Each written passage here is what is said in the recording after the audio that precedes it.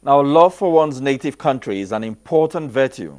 It ought to be felt by everyone from a young age. However, because this feeling of patriotism is frequently absent, the nation has suffered a retardation in growth. It is this absence of patriotism that causes people to steal resources and engage in large-scale fraud and corruption. Because of lack of patriotism, it is of no consequence how the country fares. If we must rebuild the country, there is need for patriotic drills and challenge to maintain good order. That way, a new order will emerge which will value honest labor and promote social and economic growth. Patriotism will unlock the potentials for Nigeria's development. And that is our focus on this edition of Frontiers. And joining me in the studio is Dr. Emmah Isong. He is a social analyst. Dr. Isong, you're welcome to the program Frontiers. Thank you, for my pleasure. Okay, let's play you this insert to set the tone for our discussions. The program Frontiers continues shortly. Recently, Nigeria is witnessing a resurgence of interest through indigenous, traditional and customary approaches to peacemaking. It is a strategy with a view to douse tension associated with Nigeria on the threat of disintegration going by recent events across the nation. Undoubtedly, Nigeria is faced with contemporary challenges ranging from a group from the South calling for secession to the counter-responses received from the North, up to the recurring Boko Haram cohesion in the Northeast. Other issues being re-echoed includes the call for restructuring, true federalism and constitutional review. Already, all these calls have prompted initiative and peace-building efforts by government, individuals and groups. Some of these plans are already yielding desired results, as evident at a forum recently held in Abuja, where issues and suggestions were raised on efforts to regenerate peace building as true reflection of Nigeria as a federation.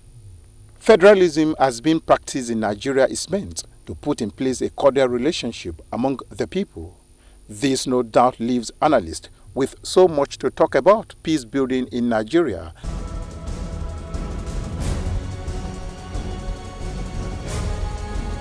Okay, we still have Dr. Emmah Isong, a social analyst. Now, since 1914, with the amalgamation of the northern and southern protectorates of Nigeria by the British, Nigerians have lived together as one strong, indivisible nation. Now, we have been at the time the pride of the world. What seems to have gone wrong?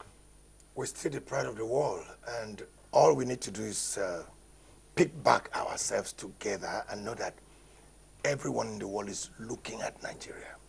All people from different nations, international communities, African nations are looking up to Nigeria. They are watching us, and I am even suspecting they are envious of us, jealous of our size, our population, our geographical location, our weather advantage. We don't have our resources. Our resources, including human resources and natural resources. Definitely. I think we are at the center of what is going on worldwide. Nigeria, if it was football, we are playing center stage. Definitely, yes.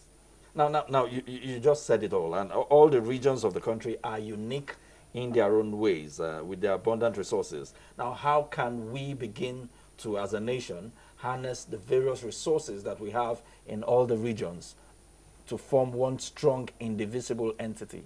We must understand that if we must build up a society, a people, a generation called Nigeria, we should not look at ourselves as individuals. We should not be individualistic. We should be nationalistic, and we should be wholesale in thinking.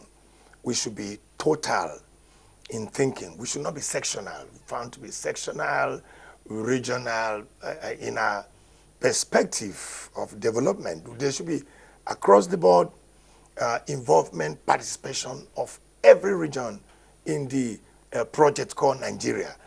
Each region is embedded and blessed with different natural resources. We should bring them together, move the nation forward. It's like the body. If your eye is sick, Do you tell the eye to go to hospital? No. The whole body goes to hospital. So you see a man waiting for the doctor for 3 hours because he has only eye problem. Why didn't he say, okay, it's only the eye that is sick. The hand, the leg, and the ear don't come. For Nigeria to be Nigeria, everything that pertains to every section and every region must be seen as affecting the whole body called Nigeria. Definitely. This is how we are going to move forward. Definitely. Now, you and I, as well as so many other well-meaning Nigerians, are concerned by this sectionalism. Where did this come from? And why or how did we degenerate to this point? Political interest is the main cause of the divide. Religion has been politicized, and every other thing has been politicized. I think sometimes the Nigerian populace should wake up to their responsibility of patriotism. For instance, politicians, they work by interest. I stand to be corrected. A politician would decamp from one party to the other looking for the interest that will make him actualize himself. So the Nigerian project, the Nigerian nation, the Nigerian population should see themselves as one big political party and not to be divided by the personal, egocentric, interest of an individual. Because what happens is that if an individual wants to obtain something and he cannot obtain it, he wants to achieve something, he cannot achieve, he can cry, it's because I am this, it's because I am of this party, of this religion, and then millions of Nigerians will follow this particular person to shout, not coming back to look at the larger interest, which is the Nigerian interest, which is bigger than the individual interest. Yes. I think this is where we should return back. We got it wrong when we began to allow political interest to override national interest. So, in other words, are we relegating our nation to second place rather than making it the priority of what we do? That is what has been going on, and this is what we should stop. I believe by this program, Nigerians who are watching will now come to realize we have no other nation than Nigeria. If anything is wrong with this nation, we cannot be Cameroonians, we cannot be Ghanaians, we cannot be from any other nation than Nigeria. So you and I, no matter where we come from and what we believe and what we stand for, drop that interest and let the national interest override our personal interest. This is how the vehicle called Nigeria is going to move on. Because we're going towards one direction, even though each passenger in the vehicle have different culture and different nomenclature and inclinations, but we are in one vehicle called Nigeria, driving towards a particular destination, which is the developmental goals of the nation. Because if this country is peaceful, it's peaceful for all of us. If it is developed for all of us. This is what every Nigerian should come to realize. And peace is actually the key to growth and development. Yes, of course, you cannot even develop without peace. Everybody that had business will forgo it during war. Everyone that's going to school will stop going during war. Even the preachers cannot hold churches or mosques because there is war. So we must educate Nigerians that if there is fire in the house, it affects everybody in the house. When fire comes in the house, it's not going to say, oh, this is certificate, I won't burn. This is television, I won't burn. When fire is burning a house, it burns even the rats and cockroaches in the house, the human beings, the certificates and the properties, including valuable properties. If the country is on fire, no politician will go for election. No pastor will preach in a crusade. No imam will conduct a service. No businessman will be able to travel. All interests are affected. So peace is now the pivot upon which all other activities revolve around. Definitely. That is the pivot. Definitely. Now, Dr. Isong, the Buhari administration has emphatically said that Nigeria's unity and indivisibility is non-negotiable. Now, how critical is this declaration in view of unpatriotic and divisive comments from certain quarters? And this is what I said when we began this discussion, that it is only very few percentage of Nigerians that make clandestine statements, that make obnoxious moves, nefarious activities to burn down the country, to bring down the nation. 99% of Nigerians, they want to a country of their dream. In fact, I've traveled to several nations of the world. Nigerians, they want to come back home and develop their nations. Nigerians travel particularly for business. They want to come back and build a united and stable, prosperous nation. So we are having a situation of 99% versus 1%. I think the area of hate speeches should be handled, the area of divisive politics should be handled, and the area of if I don't win, I sink the ship. It should be looked into in the nation, and that's how we can move forward. Okay, let us look beyond the shores of Nigeria. You know, despite the mixed culture and races in nations such as South Africa, for instance, Brazil, for instance, Australia, and many other of these nations, we have seen them live together as one and rising among the developing nations of the world. Now, what can Nigeria learn from some of these countries? We must be able to look at people at the intrinsic value of what they can offer, and not look at people at the regions or religion they seem to represent. Number two, we must put national interest, we repeat this, above personal or individuals' political interest. Number three, we must allow justice and equity at the level of governance. Without justice and equity at the level of governance, this I'm putting the buck now on the leadership. We must be able to grow above the sentiment of they are going to repair the road in this part, they are not repairing the road in this part. Like I said about the body, if your eye is sick, the whole body goes to the hospital. So if a road between Aba and Patakot is bad, it is not an Igbo road that is bad. It is a Nigerian road that is bad. If a village in Sokoto is attacked, it is not an Hausa village or a Fulani village that is attacked. It is a Nigerian village that is attacked. People should first of all be Nigerian before they are Igbo or Efik, Ibibio or Hausa or Yoruba. We should first of all be Nigerian. That if that is emphasized, the nation is going to move forward. Because what is happening now, what you are seeing now is that people are more Hausa, Yoruba, Efik, Ibibio, Igbo than they are Nigerians. So where are the Nigerians? We should first of all bring up the Nigerian in us before we begin to remember. There's nothing wrong in belonging to a tribe. I belong to a tribe. I belong to a people. I'm proud of them. But I think I should be first of all conscious of being a Nigerian first. That is why that's what my passport reads. Nigerian passport. It did not say Ibibio passport or Anang passport or Ijo passport. It said Nigerian passport.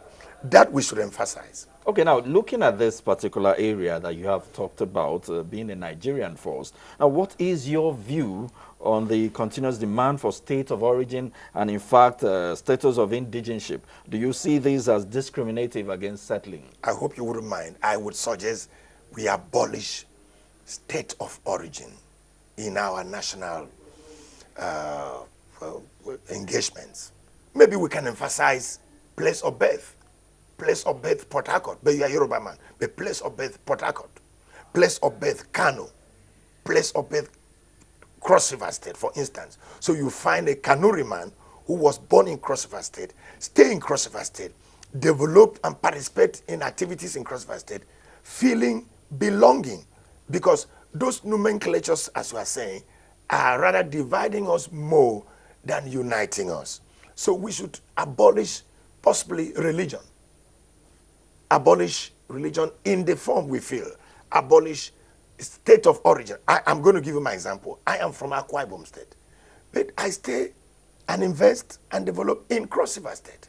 So are you going to say that somebody should wake up tomorrow in Cross River State and say Dr. Isong is non-indigenous? Very painful. Because I have put in all my life there, developed the place, I have assets there, my children were born there and grew up there. So that lack of feeling belonging in Jos, when you grew up and develop your life in Jos Plateau State, is very painful to an average Igbo man. Very painful to an average Hausa man in Imo State who live his life in Owerri and marry possibly right there. and love the people there. And sometimes they speak the language and you come and discriminate him because when he's applying for a job, you say there is federal character. Where are you from? He is from this state and is being discriminated. I want to propose, personal opinion, state of origin can be abolished in Nigeria. We bring in place of birth. It would be more meaningful. Now, okay, earlier you did mention leadership. Now, how can structure and leadership of the country influence unity, patriotism, and nationalism, which are actually the ideals of nationhood? Well, sometimes it's not the cutlery you use to eat that makes you to enjoy the food. It is the content of the food. We must stop emphasizing on structure as if it is the problem of Nigeria. Yes, I understand that positioning, leadership positioning and structures can enhance effectiveness. But I want to say right now in Nigeria, it is not the biggest issue on the scale of preference. Our biggest issue is that we need to de-acclimatize. Nigerians need to be detoxified from the toxin of tribalism and nepotism. We need to wash ourselves from that, those vices. Then we can then talk of structure. If your food is poisonous, do you mean that if I use cutleries, nice cutleries and fork and knife, it will become delicious? You know, that's what we're trying to say. It's not the positioning. It is a destination of the car, not the soundness of the engine of the car. Okay. So now we will take a quick break at this point. We are talking to Dr. Emmah Isong. He is a social analyst. We'll take a short break at this point. The program Frontiers continues in a moment.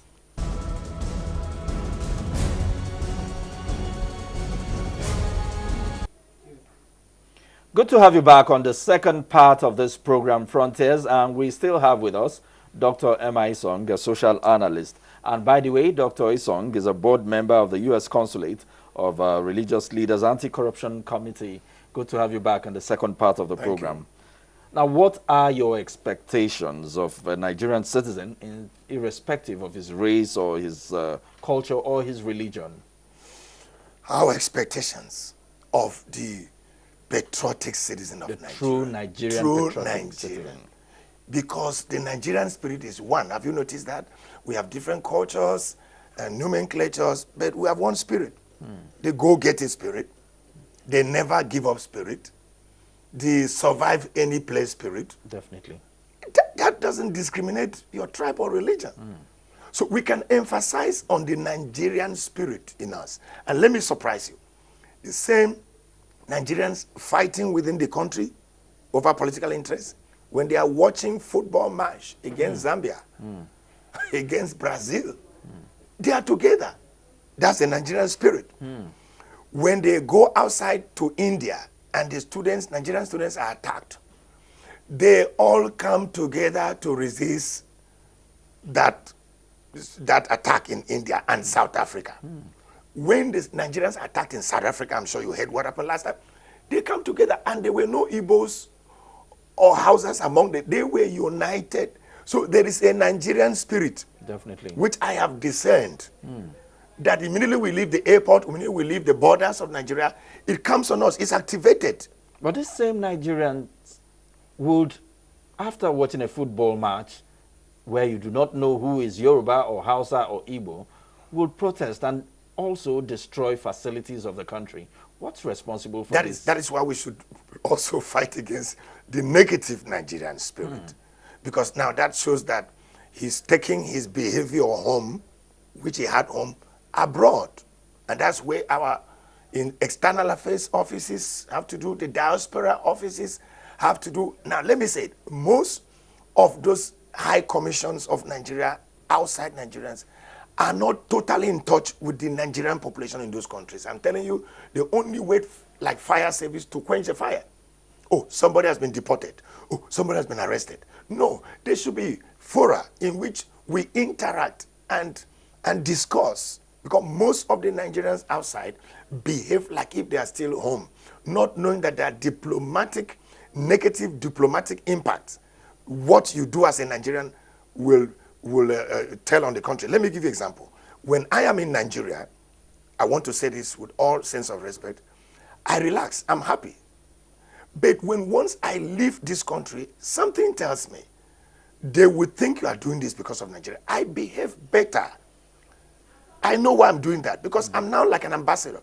Ambassador of Nigeria to America is not one person that was appointed by federal government. It is all Nigerians who found themselves in the United States of America, and whatever they do, even in their hotel premises, even in the restaurant, even the way you answer telephone calls, will begin to make people think that this is how we all are. And I want to appeal to the film industry, because one day I was in Douala, and I talked to the receptionist, and he was running away from me. I said, why are you running away from me? He said, are you not a Nigerian? I said, I'm a Nigerian. I said, why are you running? He said, what you guys do is so bad. I said, how do you know that? He said, films. I said, oh, it's a make-believe industry. They are acting. Somebody killing somebody, you know, our film industry, please, I appeal to them. Can they please, you know, highlight more of our positive attributes? Yeah, because what people are watching, even though it's giving them money, they are selling something. Most of those stories are not true stories. They are not real, but people watching are thinking that this is Nigeria.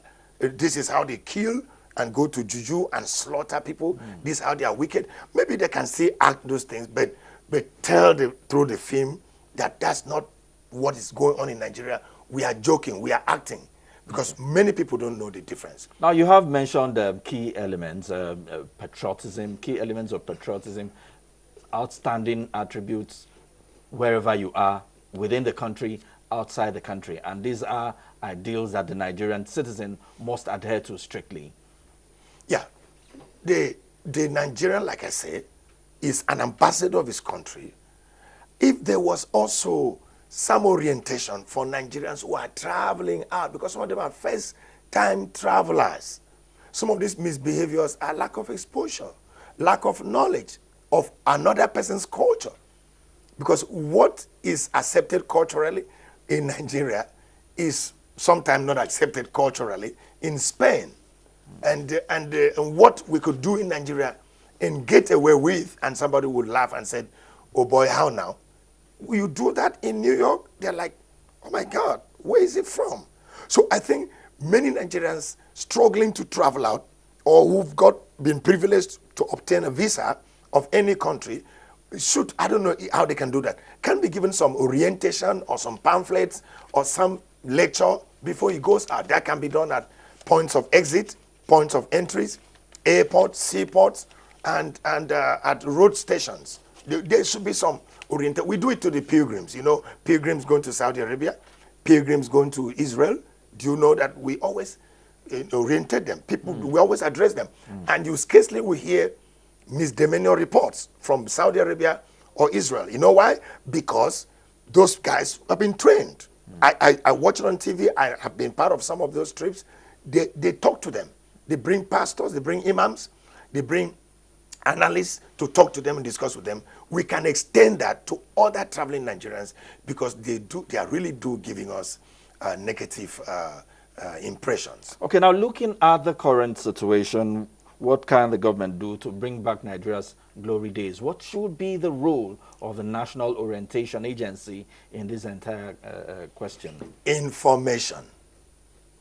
The information should trickle down from federal, state, and local units. The information is not going around. Many Nigerians don't even know the programs of government. They don't even know the focus of government and priorities of government. And so with social media, a mischievous person can drop a bomb, drop a poison, and it goes like magnet. Look, the soldiers are giving injection that will kill children in so land. Everybody believes, because you need to mash. The world has gone nuclear. The Ministry of Information, social orientation agencies, other arms of government should allow information circulate. Secondly, government should expand the scope of consultations and governance. Because now, I used to hear my Lord spiritual and temporal, but I'm not hearing it again. Yes, the government is trying a lot to bring in traditional rulers, which I so respect. I have one in my domain. But they are not bringing the other sectors, economic leaders, religious leaders together to consult, to harness. And when once you see governance as being from only top to bottom, and you don't also have it from bottom to top, there is going to be a missing link. And that's where the enemy of this nation, the enemies of this nation, capitalize on that missing gap.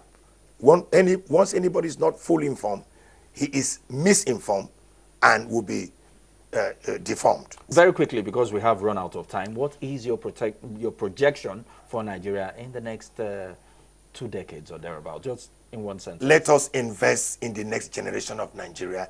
Instead of spending too much time trying to correct the old generation, let's now, all of us in this generation, look towards investing in the next generation through development, through training, and through, of course, creating an environment that will make them patriotic. Thank you so much. Dr. Emmah Isong, I want to thank you for your time on the program Frontiers. Thank you so much. Thank you so much. Thank you.